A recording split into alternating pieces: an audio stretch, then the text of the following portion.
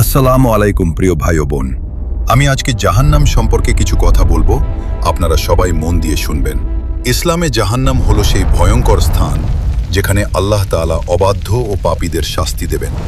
এটি মানুষের জন্য একটি সতর্ক বার্তা, যেন মানুষ দুনিয়ায় সঠিক পথে চলে।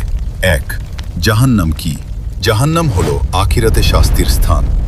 যারা আল্লাহর আদেশ অমান্য করে, অন্যায় করে, কুফর ও বড় গুনাহে লিপ্ত থাকে এবং তওবা করে না, তাদের জন্য এই শাস্তির ব্যবস্থা করা হয়েছে। 2. জাহান্নামের আগুন। কুরআনে বলা হয়েছে জাহান্নামের আগুন দুনিয়ার আগুনের মতো নয়।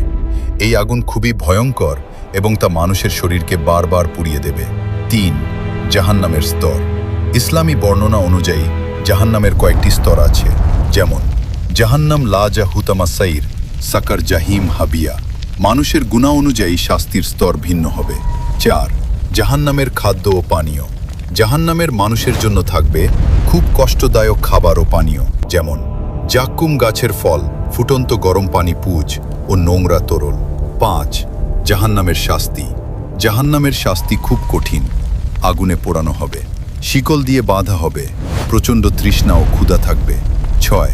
শিক্ষা। জাহান্নামের বর্ণনা মানুষকে ভয় দেখানোর জন্য নয়, বরং সতর্ক করার জন্য, যেন মানুষ আল্লাহকে ভয় করে পাপ থেকে দূরে থাকে এবং ভালো কাজ করে।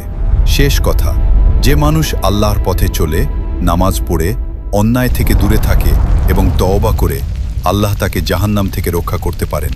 ভিডিওটি ভালো লাগলে শেয়ার ও লাইক করবেন।